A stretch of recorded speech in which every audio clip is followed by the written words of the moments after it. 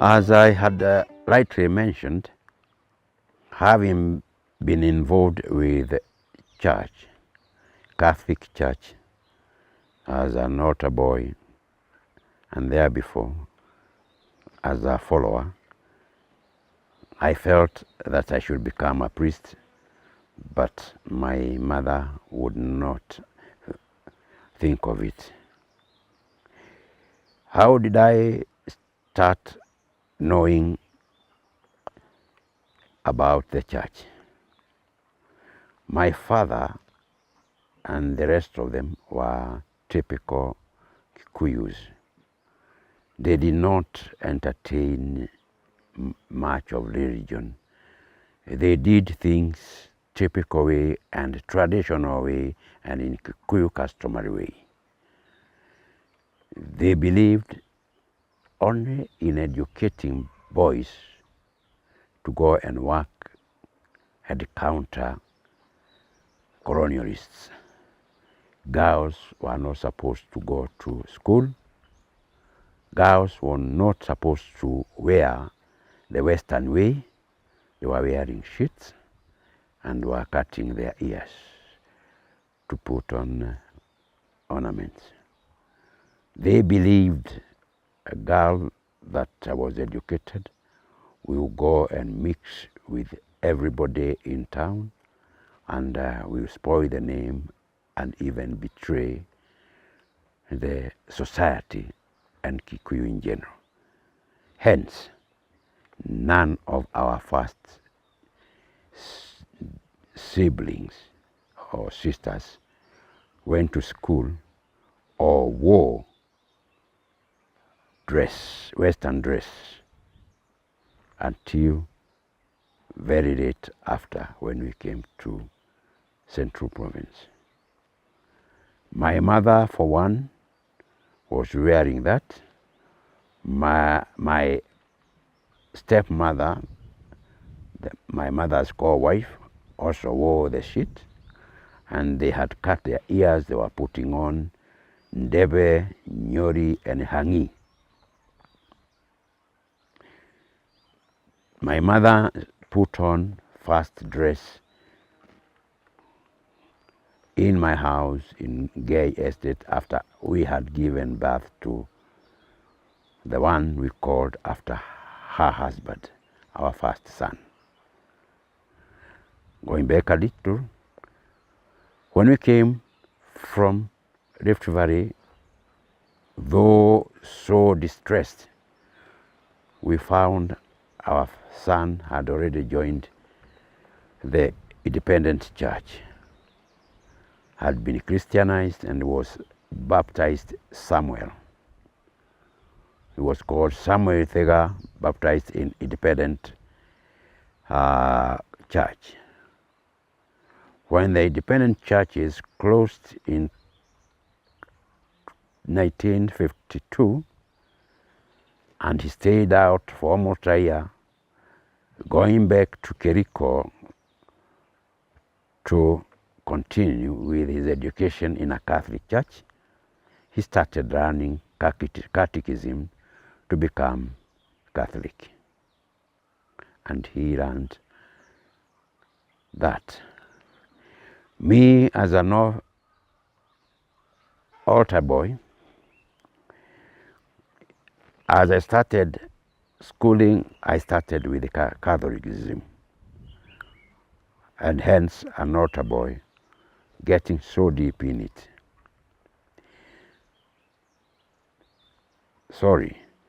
Before the independent schools closed, they were in Kiamwangi, and we used to accompany my brother going to church. We were having sheets and we had a shaven head, but I enjoyed going to sing. They used to have a night vigil every last Saturday of the month, and sometimes we would ask our mom to give us permission. It was so calm then. There were no thieves, there were no robbers. Nobody bothered anybody. And we used to, and there I felt something. Maybe because of our poverty, when things were preached towards all Kikuyu, you found Solens, that you are not, all is not lost. And therefore, we were drawn to that.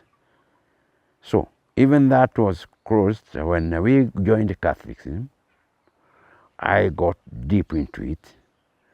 And those of us who were here, even before Father McGill came to Kiamwangi, the Catholics, like David Thika's family and a few others, used to go to Kiriko. It's quite a distance. It's about 20 kilometers from here, or 40 miles. They also used to have vigil mass every Saturday of the end of the month. At times we would accompany them. We live here in the evening, and we will be coming back on Sunday afternoon, having eaten nothing. People were so generous then, and were so understanding those days. We used to pass through shambas where, especially the bends of the river bends, they had planted a lot of sugarcane. People had bananas and they were getting ripe while still in there. And in case you found anything that is edible and you ate and you didn't carry, nobody would bother you. If the owner found you, may give you more and may even allow you to carry something. But nobody will punish you so long as you don't run away and you do not carry something you ate there. It was traditional and it was Kikuyu way.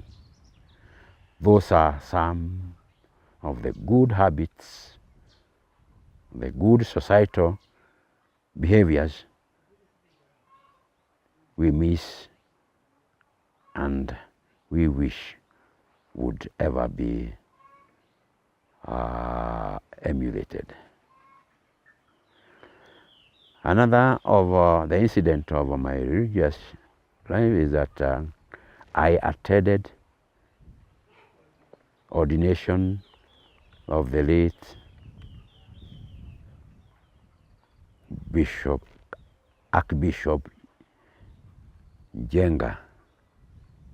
Archbishop Jenga was Bishop of Eldoret, was Archbishop of Mombasa until he met his death.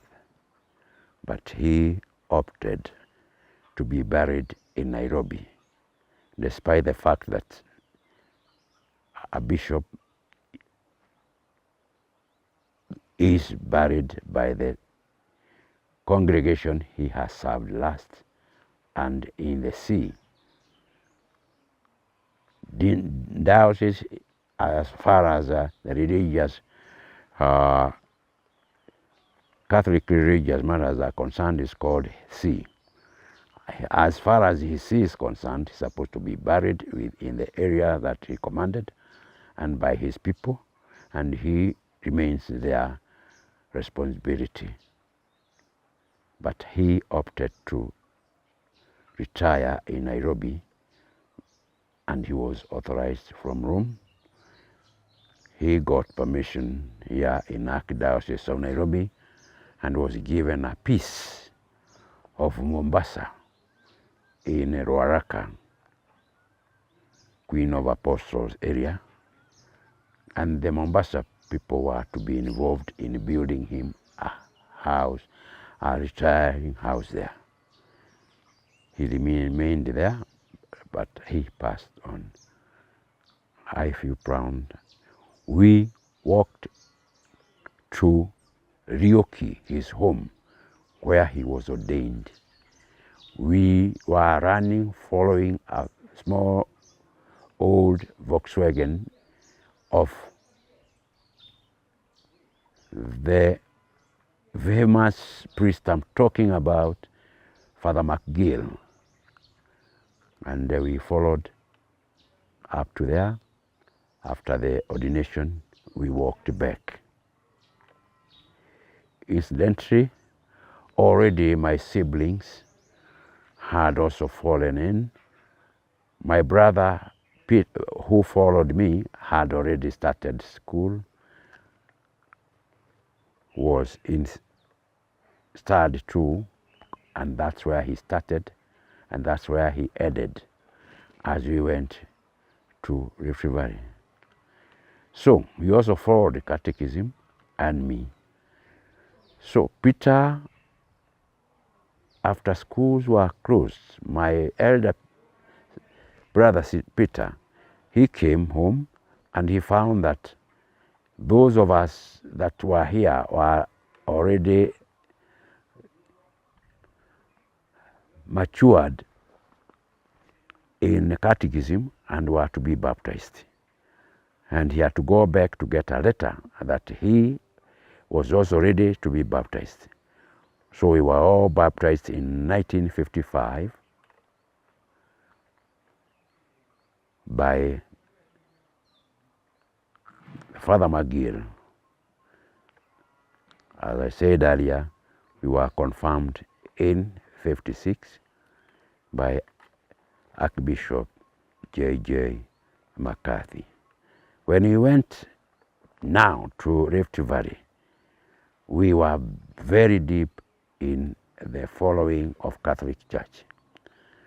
And despite the welcome and the love shown by the people we found around, we missed our church. We missed the prayer group. And by Spirit of God, we started recruiting the locals who were with us. There were those who were age mates because we were born together in Naivasha. And a number of them agreed, and they joined us. We asked to be shown where we could trace the church, and the church was in Molo. So every Sunday we would wake up early, trek to Molo, gathering 1, 2, 3 people to join us. It was fun.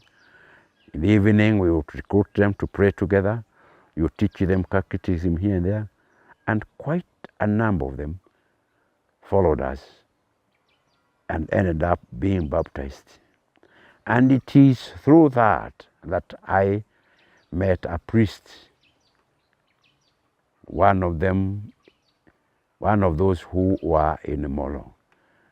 And I used to try and talk them at the end of the Mass, introduce myself, or using a short and these color shoes, and they would ignore me for quite a while. But one of them from Ireland is still known as Joseph Muluni, gave me attention and wanted to know who I am. I didn't speak Kiswahili. I was speaking to him in English because in Central Province we are learning in Kikuyu and English. And therefore I didn't know much of Kiswahili. So you met him as you were serving in church? As we were attending church. We had not started serving, and we would not be allowed because we were not presentable. Yeah? We only came with a group of youth, and they could see us every week, every Sunday. And when we come, I try to steal time to try and talk to him. And one time, then he agreed to talk to me. The parish priest was Father Tui, and then after that, Father Cunningham. But this one was assistant father in charge, and he gave me audience. And when I told him my story, he was moved. And later on, he said he would organize that we visit our employer and he sees if there is anything that can be done. So at this time, you are still wearing the cloth that you are tying here over the shoulder? No. Since I had been already in school and I had already had a shirt and a trouser. Although we didn't have anything to change, we were washing overnight. Where we all had trousers.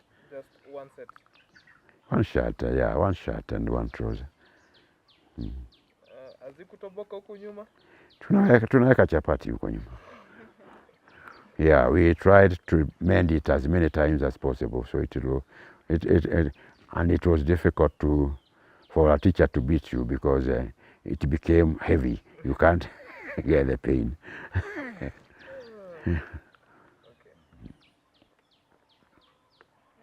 At this point, you've met, you work every week. They would go on Sunday for the classes, and this is why you, and also you also recruit people on the way to go for the.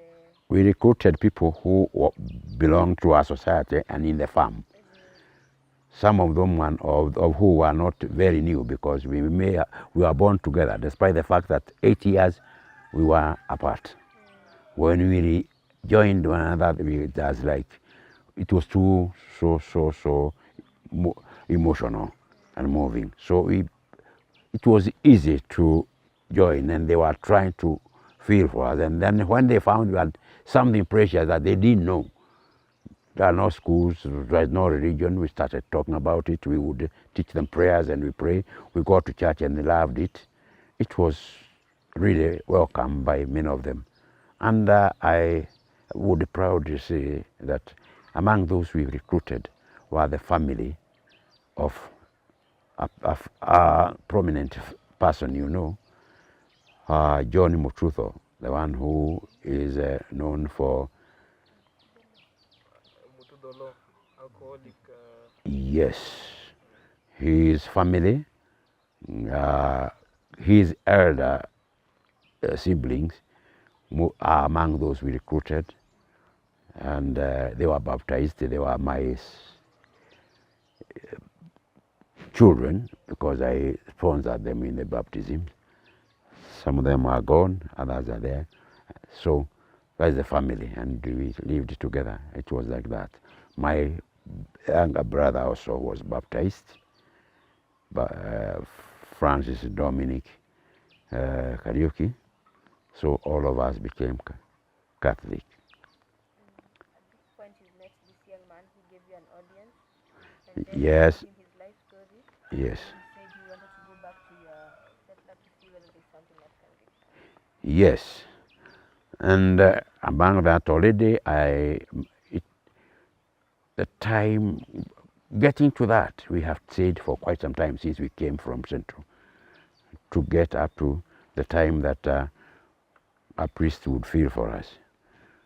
My brother who was already whom we had left in Central Province and in high school had completed the secondary school.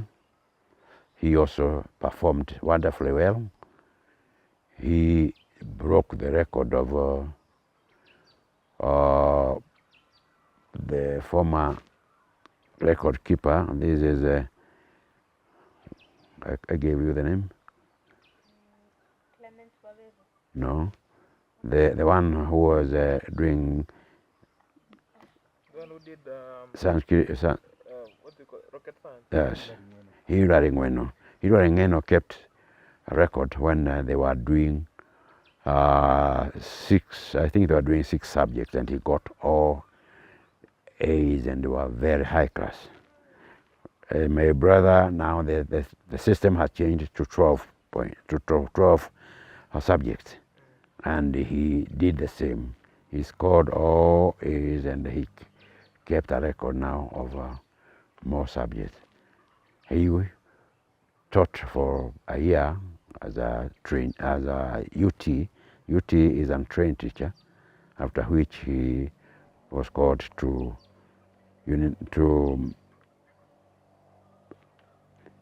Makerere University.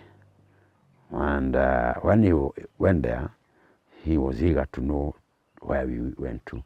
So when he closed the school, the first year he could, in the second year, he came to visit us. And when he visited us, he was not as timid as we were. He was in university, so he did not fear the Mzungu. He even talked to Mzungu, and expressed his desire to have us go back to school. So this is your same brother who was afraid of sleeping next to you? No, my elder brother. Oh, your elder brother. My elder brother who was always in school. Okay. Yes. Therefore, he had talked with our employer about the possibility of allowing us to go back to school, or even allowing the young ones to go to school, and I think he softened. So when we came now with the priest, as he organized after Mass, he carried us, there were about 6, and we got into his vehicle. He had a station wagon, Morris Minor, which had wood sides, and we came to the European place. We could not get up to the home of the European. He would, otherwise we feared our mother would be sacked or we would be disciplined. They were very harsh, especially those settlers. So when we got to near river there, we told him to continue and we would follow. So we followed. We found he had already arrived in the home of the Mzungu, and they had talked. They were talking outside there. They were big dogs, and they started barking. We were passing by because our village was beyond the Mzungu's house. And then he called us. We talked to him. There was a retro interviewed there. He asked me questions. I have talked to Mr. Heavy, and yeah, would you like to go back to school? I said yes. When he could get me a place, he agreed that he would look for a place for me to go to school. My brothers would remain behind, and as he was accosted by my brother, he was now asked by the priest if he could release one of many sheds he had where he had kept hay. There were some empty ones, whether he could release one of them, and the parish would organize for a teacher to be brought around, and he would be teaching only in the afternoon. The work that was done by the youth in the Mzungu's Shaba was to pick pyrethrum. The pyrethrum flowers was the main work of the young ones, and we developed woods here between the fingers because we are plucking it this way, and it would come, and it would always hurt. I can even show you the marks. Those are bruises that they healed, but at least you still can see them between the fingers. That was mostly the work of and we could work from morning up to 12:30, 1, whatever you have picked, you have it measured, and then it is written and you are paid, or you wait and you are paid at the appointed time. Then you go home, or you go to the private land that is allocated to the family. So, as Mzungu talked to my brother, and the priest followed suit and asked him to release one of the empty sheds, and that they would send a teacher to make it a school, and that the school would only have students in the afternoon after they have finished Mzungu's work. So he agreed to that, and a school was started. When the news spread to the neighboring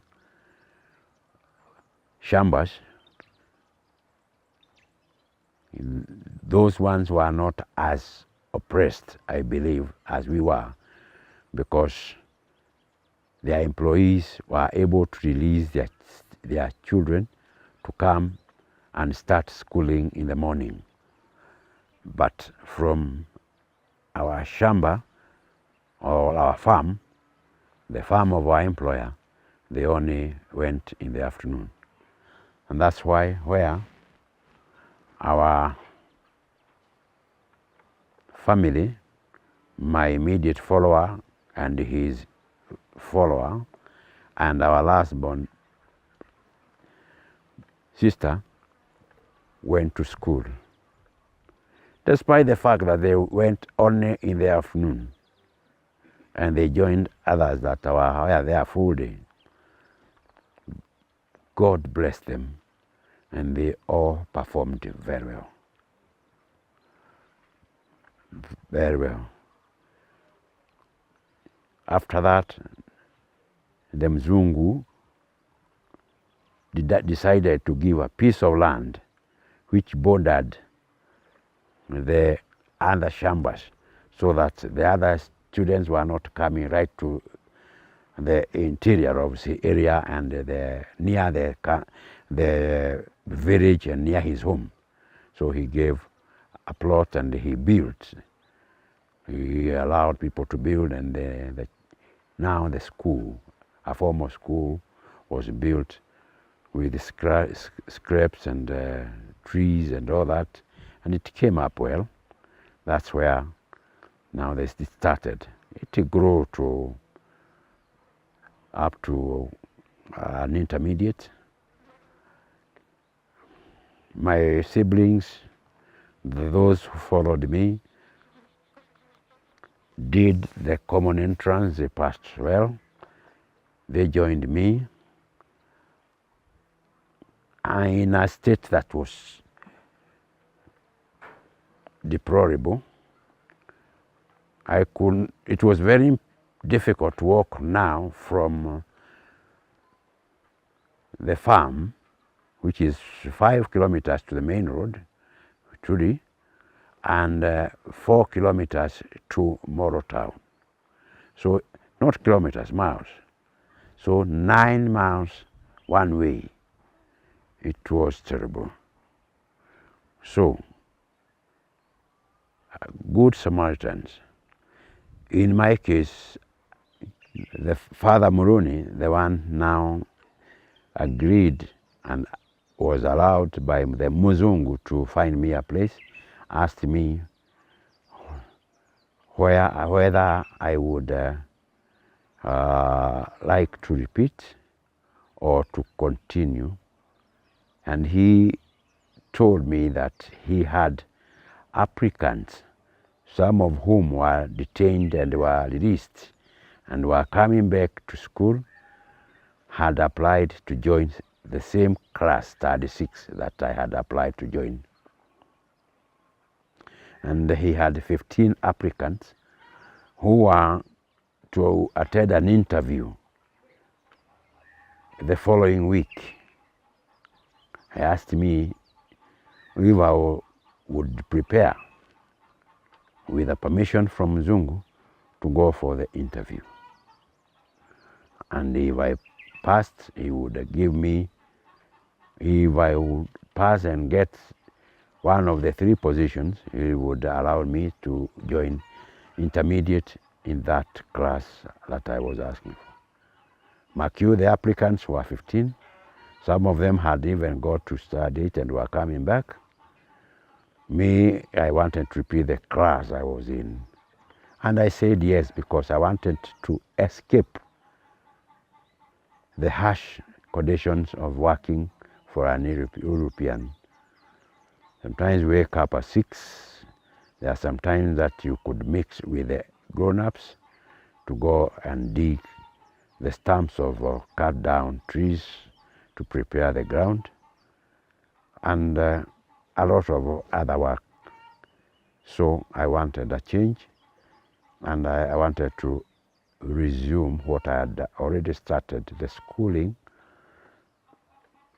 with intention and aim of improving livelihood of the family. So that happened. I was given a granted permission, and I attended the interview, which was on a Monday. I went early. Together in good time, we used to rise early. Our mom would prepare us by 4 o'clock and escort us to the river. There was a river that we had to cross and wait until we crossed the other side.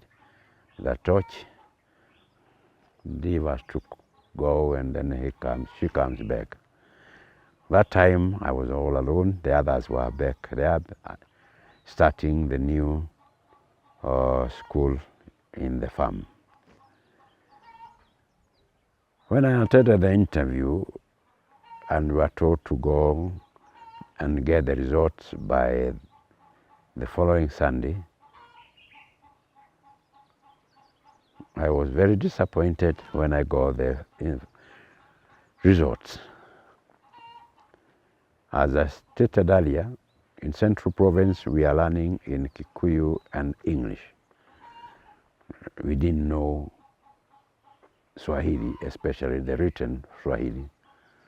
In Kikuyu we don't have L, we don't have D without N, we don't have F, we don't have V, we don't have CH, we don't have SH, and so forth. So, when I wrote Swahili, I wrote Kikuyu, and I did well in the 3 subjects I did. There are 4 subjects: English, Maths, General, and Swahili. I did perfectly well in the 3 subjects which were to be done in English, but Swahili I completely flopped, denying me a chance because I was number 5 out of the 15, and the positions were only 3, and therefore I missed. And the Father Moroni told me, sorry, now we cannot help. I tried to ask him persuasively if there was any way he could fit me with those who are coming to Study 5. And he revealed to me that the Study 5 was not within his jurisdiction, because after the national examination, those who passed from the Study 4 examination were posted by the education officer. And therefore, the only thing he would do is to allow me to come to school and join Study 4, which was just about to do the exam. That was when they opened from the August holiday, and they were to do the exam now in that coming term, the last term, and study Swahili. If I concentrated, I would pass. I found that as a better option other than going back to be employed, because there was no room for me to go and join the new school, which I started from 1 and 2. When he offered that position, I had nowhere to stay. Walking 9 kilometers was unbearable, to and fro. The same family I had mentioned earlier of Mututho,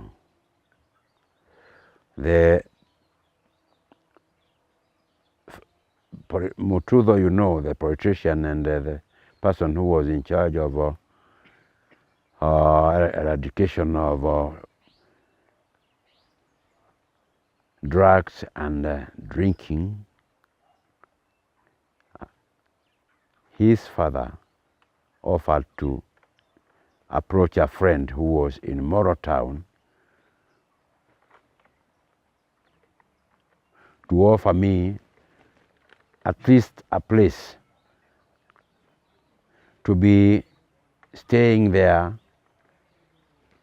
on weekday, Monday to Friday. Then on Friday, after schools close, I will go home, and on Sunday afternoon I come back. I was to be carrying my food, that is the flour and vegetable and whatever else, cook for myself. And that was a great relief. He introduced me to a friend known as Mwangi Wamekei, who was working in Molo. There was a big factory known as Turi Butchery, though it was in Moro. It was a big factory that was processing pig products, sausages, bacons, and all these other products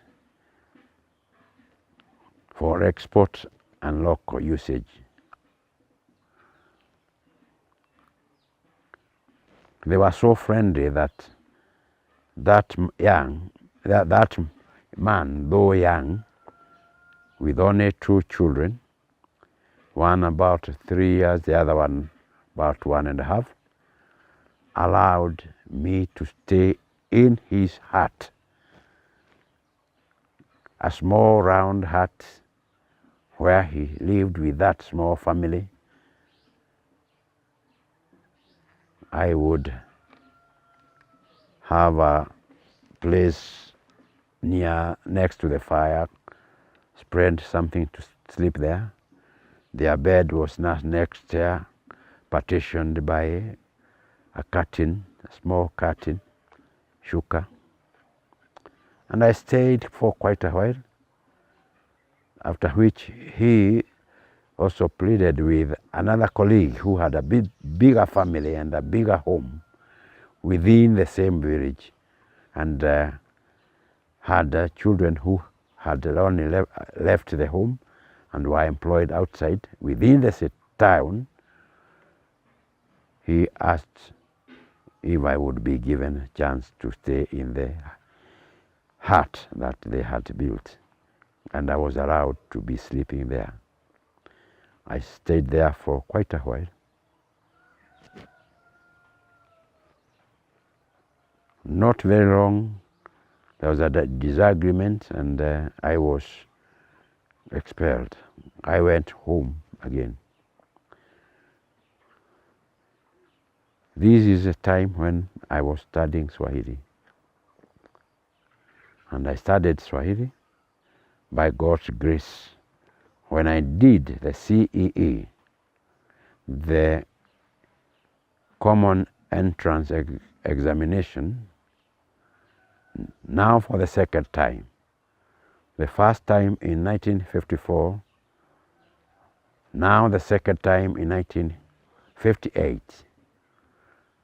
I performed very well because I had only Swahili to study, and I passed to go to study 5 in St. Mary's Intermediate School. Already my siblings had caught up with one another, Patrick and Francis, though as they started in one class, 32. They were moved to study 3 together, and then to study 4. As I was going to study 5, now they were in study 3 and they were going to study 4.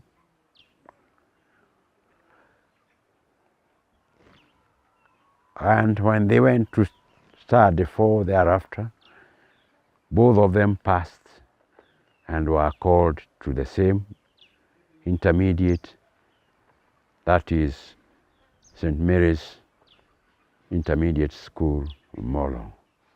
They joined me. They were now in Stand 5 when I was in Stand 7.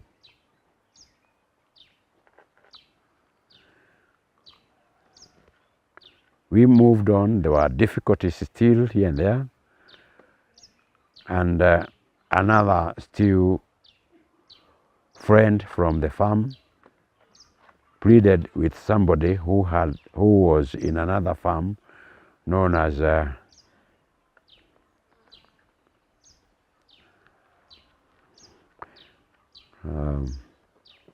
was a farm near there. There was a river, big river, Molo River. And that area, it was called Munju because it was always, it looked red all the time, dirty. A big river, Molo River. And there was a small shamba.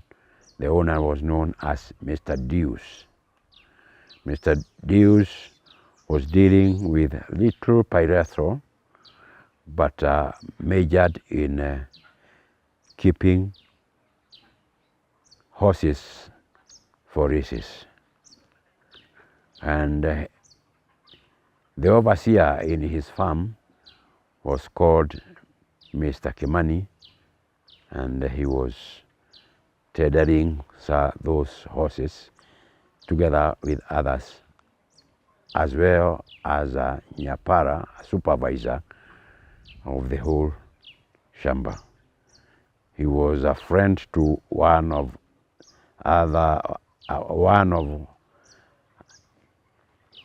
shamba mates who introduced us there, and we were offered a place by somebody who was called Mr. Gete.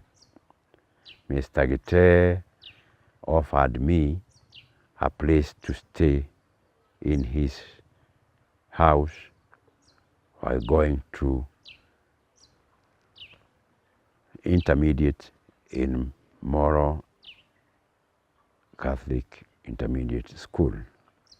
It is while there that my brothers passed and were to go to the intermediate, and they joined me briefly. However, we could not be accommodated by those who had offered me a place, all of us. So we stayed for a very short time together. There is a time we were spelled, and a good headmaster came and felt for us. And we were allowed to be sleeping in a class that was empty. So we would pull the desks one side and leave an empty place. We had would call it makeshift mattress. We sew pieces of gunia together with the sacks, opened them and sewed them together, making it look like a big bag. We cut the grass and have it dry. We put it in, and then we would sleep on that. And we did that for a while until the school grew a bit and the class was to be used, and then we were told to also vacate. And we went back to the shamba. We would, 3 of us, be moving from the shamba to Molo. Very unfortunately, we happened to be caught up with the first El Nino we heard of and experienced. Worse than this we had, and that was in 1961. I was in Study 7. My brothers had just joined Study 5. The river was overflown. We depended on brought down logs that could not be swept across, and we used them to cross the river. Our mother used to see us while on one bank with a torch and waited until we went across to go back, and we continue. She every day made sure that she had food ready at 4, that he would make us carry, not much, but a little for lunch. The journey was long, to tread 9 miles to and fro.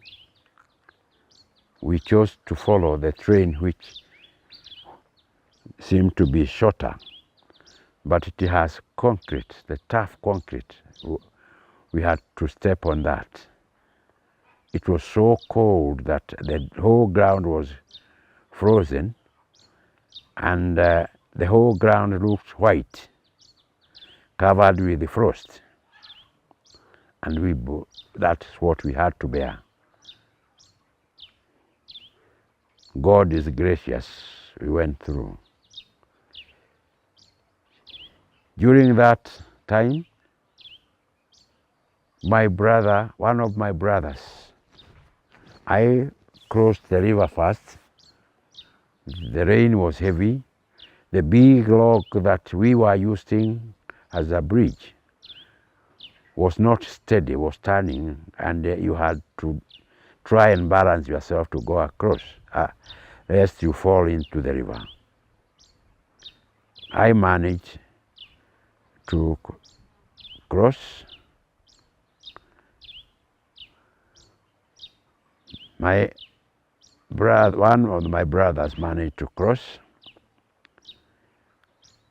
and the other brother, who was now to come last, tried to cross, but the log turned and he fell into the river.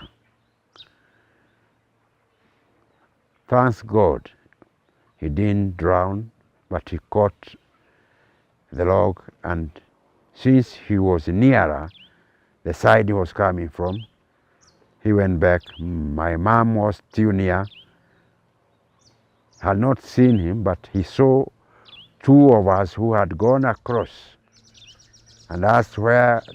We told him the other one had fallen to the river. She shouted, but we told her had come out and going back and would join her. So we waited until they joined one another, and my brother and my mother walked home as myself and Patrick Kedenchi walked to school. It is an incident that we cannot forget.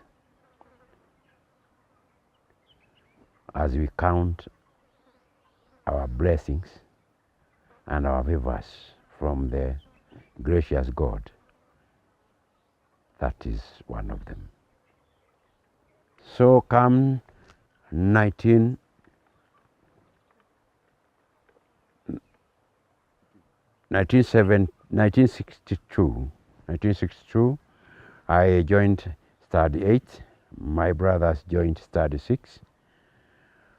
And by God's grace, if I would rush a little, with the same problems and the same work, we managed to go through.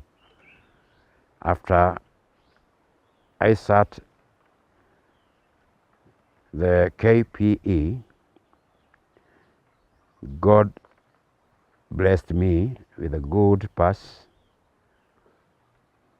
I passed well, and I was called to St. Patrick's Iten in Elgeyo Marakwet, past Eldoret. It was a newly found school founded by patrician brothers from Southern Ireland, and that's where we started. It was bushy, there were ant hills, we didn't know where it is, and we didn't know anything about that, especially timid me. God never left me, held my hand.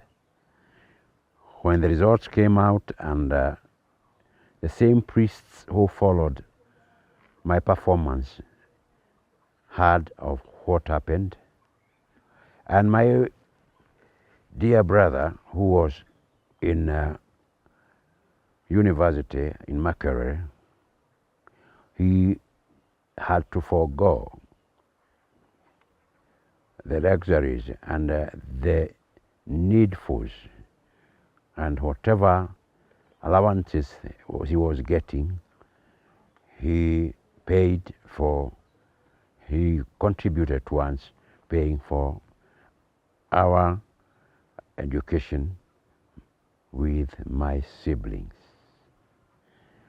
And as I had mentioned earlier, he also had to influence our employer, who feared him when he heard that he was in the university, and the European seemed not to have gone far in education. So he respected him all along, and he became so influential to those he met, and he became so committed as a result of the way we lived, and we were taught to live by our mother, who was only parent, a father and a mother in our lifetime, teaching us to live socially. So he felt that he could not leave us behind, and therefore he sacrificed all what he was getting, and he helped. The priests who had helped me to get back to school now introduced me to an organization, a church organization known as St. Vincent de Paul, which was caring for the poor. They contributed and they helped the downtrodden, the less fortunate in the society, in the way they could. And they were asked to contribute towards my going to high school. They helped, and they also introduced me to bursaries, which I didn't know, and therefore I was awarded bursary, and the payment was manageable. There was no money at all, but the little there was, and whatever else came from those people, enabled us to continue on. We continued until the following year, the year 1963. I now went to Form 2. The priests who had started with me from Kiamongi were patricians. Sorry, these ones were Holy Ghost missionaries, but the priests were originally from Ireland. And in Ireland, their patron saint is St. Patrick, whose feast day is celebrated on 17th of March. When I went to Rift Valley the second time and settled in Moro and joined, luckily, the Moro Intermediate School. The school was also run by patrician fathers. The organization that started St. Patrick's Iten were patrician congregation. So they all seemed to know one another and had references. It worked well for us.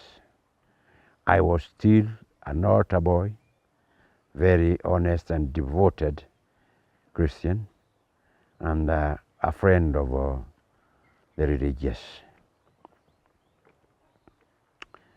It worked well for us, and we found life bearable, especially when we thought of how much God was continuing to do for us.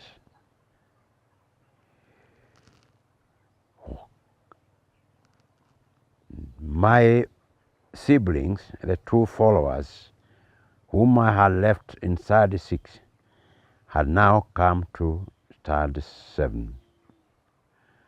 They would do the Stade 7 and then go to Stade 8 to do the final exam to come to secondary school.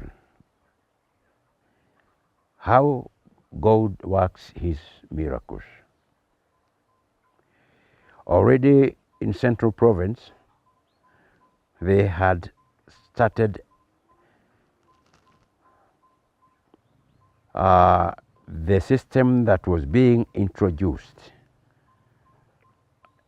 to eliminate Stade 8 and have the final exam done in Stade 7. And it was seen to be working. So when it was rolled over to the whole country, now my followers who are in Stade 7 and by God's grace were very sharp, were asked by the teachers if they could attempt the final exam being done by Stade 8. Officially and nation-wise, it was allowed. The sharpest students in Stade 7, with the recommendation of the teachers approved by the DEO, were allowed and were given numbers to do the final exam with those who were in Stade 8.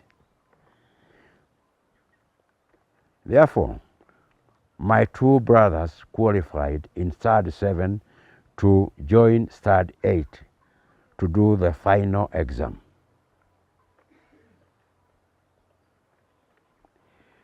Miraculously, they were among those who scored high marks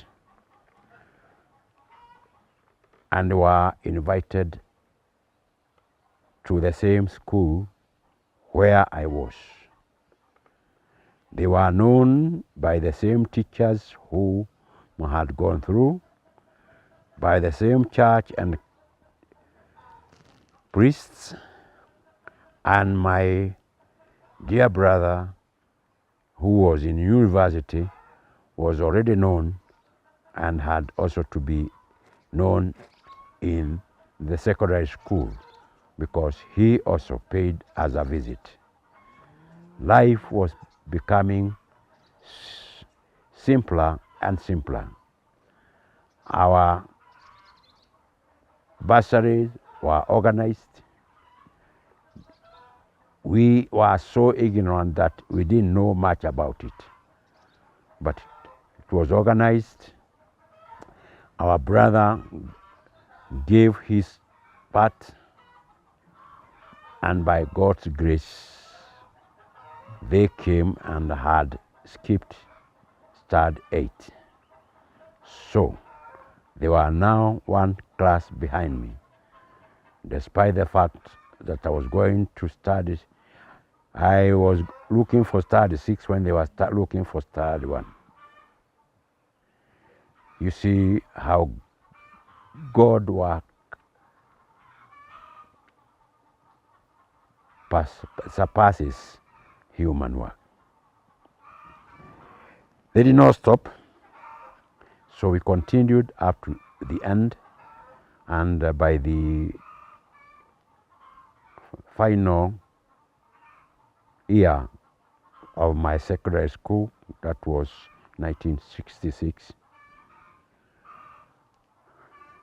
I did my final examination, which was Cambridge School Certificate, and passed well. I had 2 invitations. One was to join Kenyatta College. The current Kenyatta University had started a college that was offering A-level studies.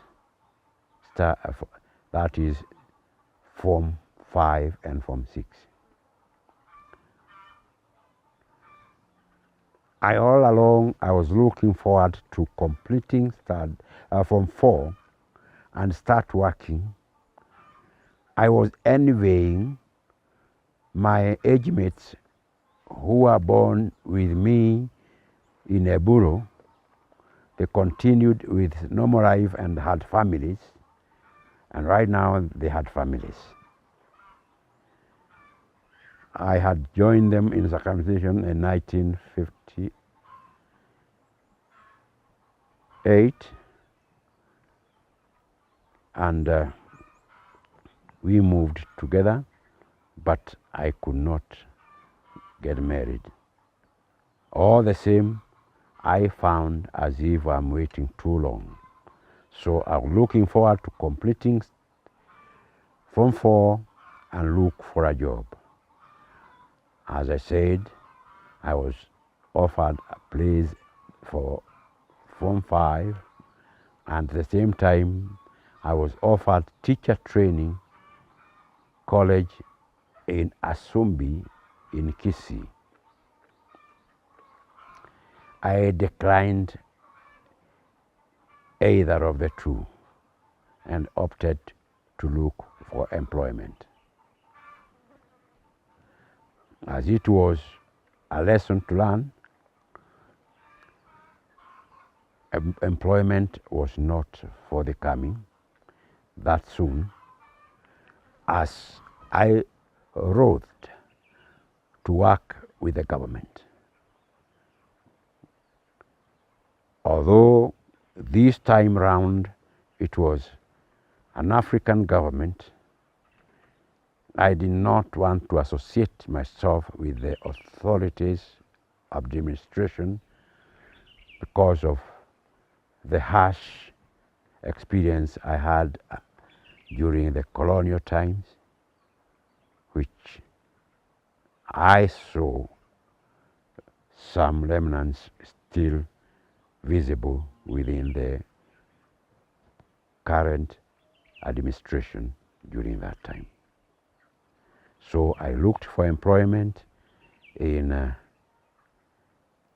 areas, private areas, banks, and such other like employment.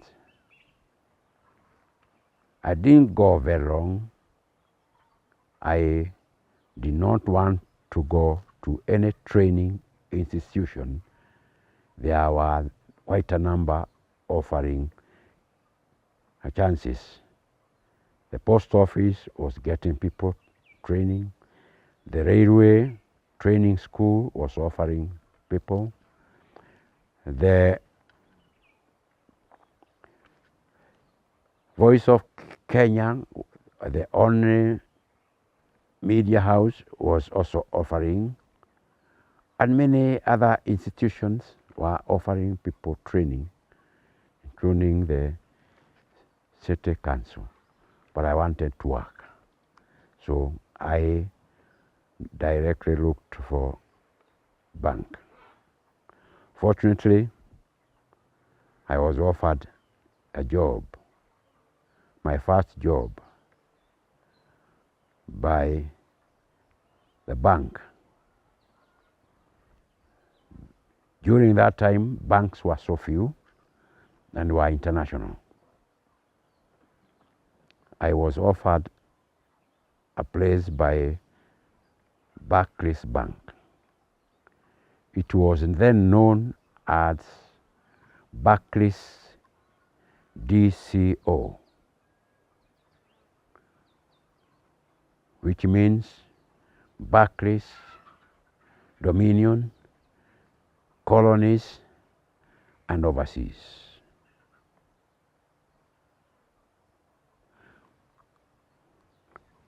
Barclays came from UK, and it had spread to their colonies, to their dominions, and overseas.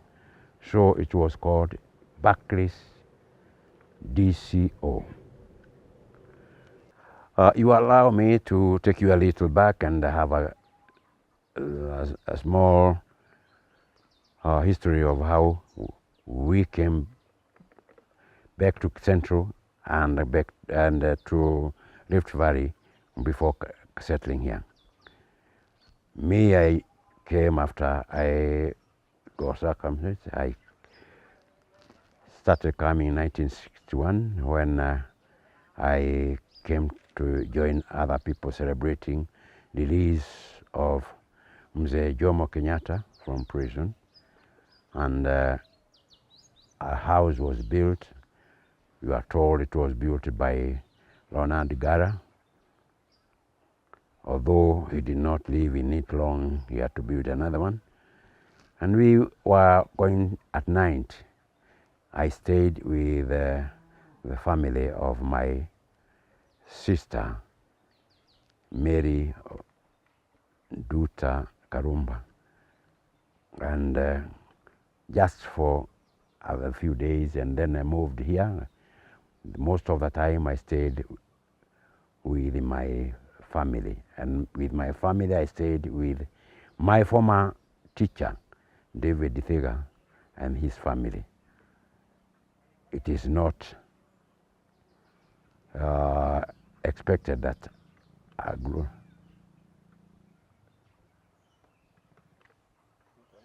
Okay, let's take that again. Where do I start? All over? Where you were living with your sister's family. Yes, but I did not stay with them. Her children were very young, so I could visit them, but I came.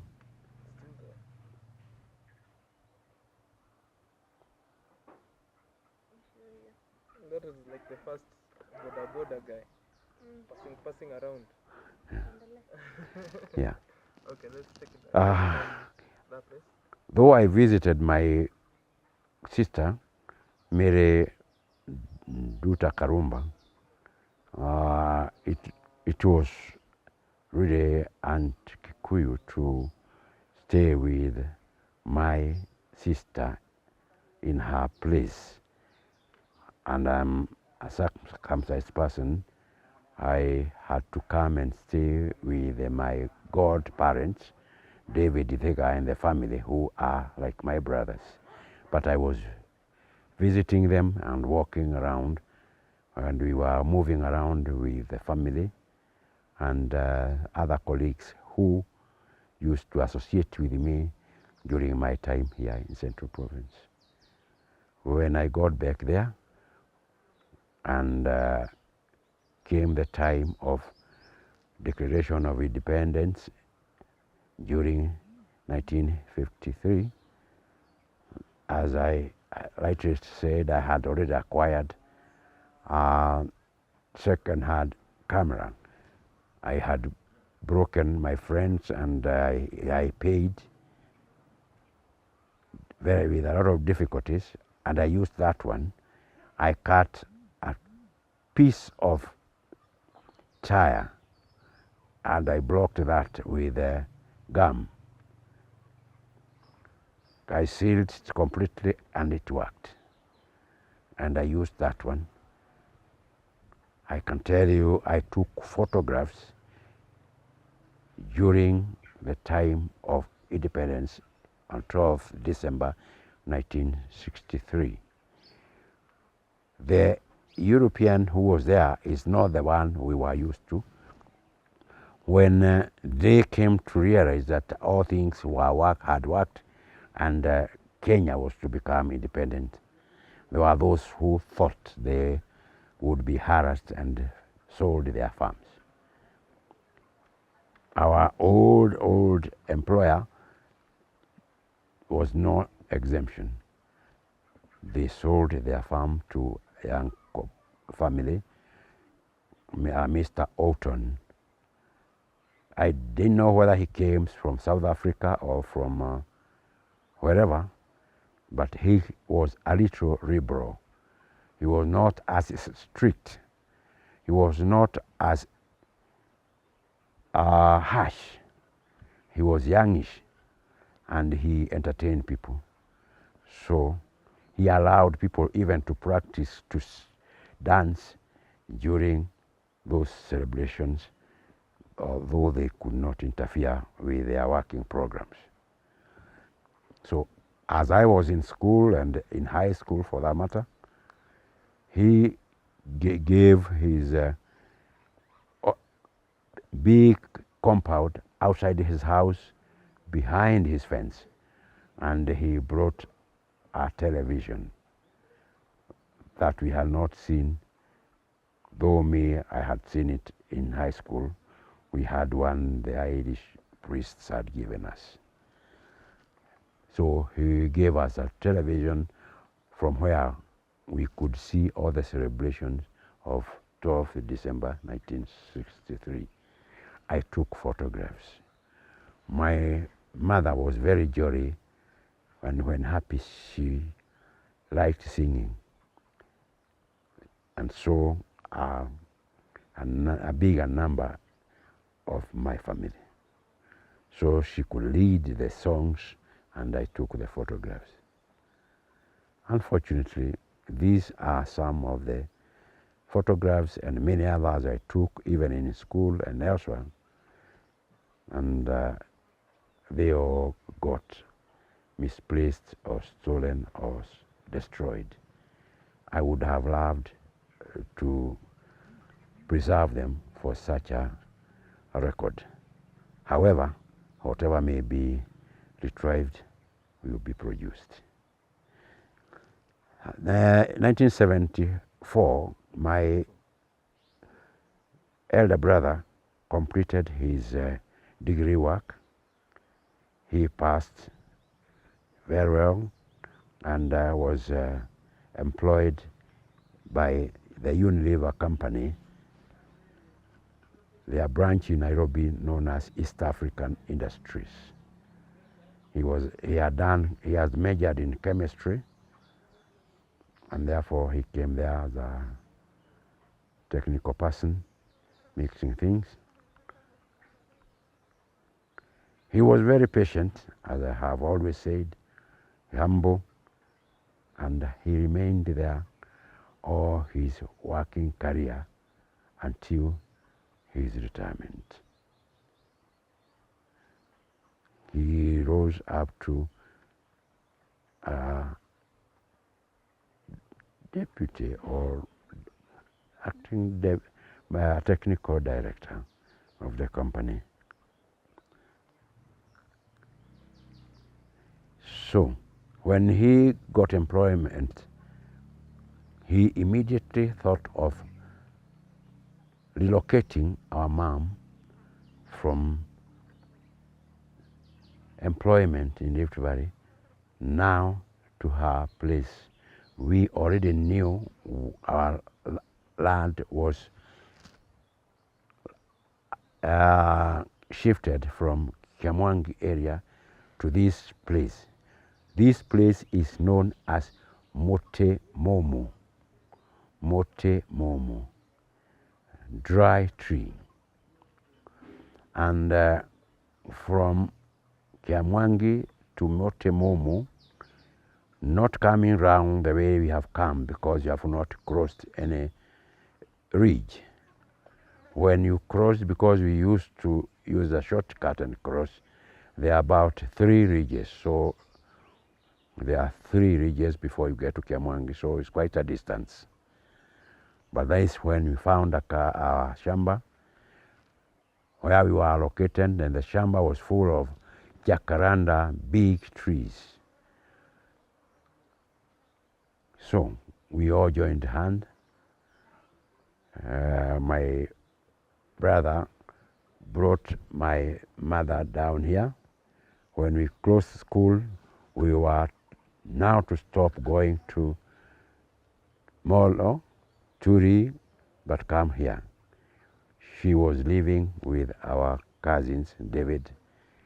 But when we closed school, we came and built her a hut. We worked hard. We built her a hut. And we cultivated the whole shamba and made it a garden. Needless to say, and without blowing the trumpet, we mobilized people here and surprised them deeply, because we did not know people, and we did this on our own. We would wake up very early in the morning, get to the shamba, dig. Our last born sister was in school.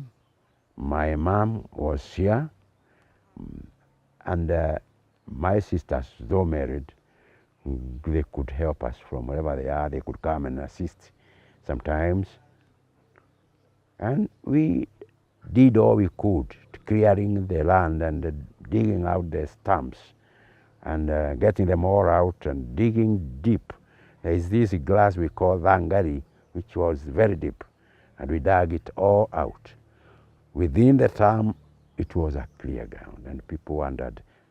We did more than a tractor, and we made a name. We were humble.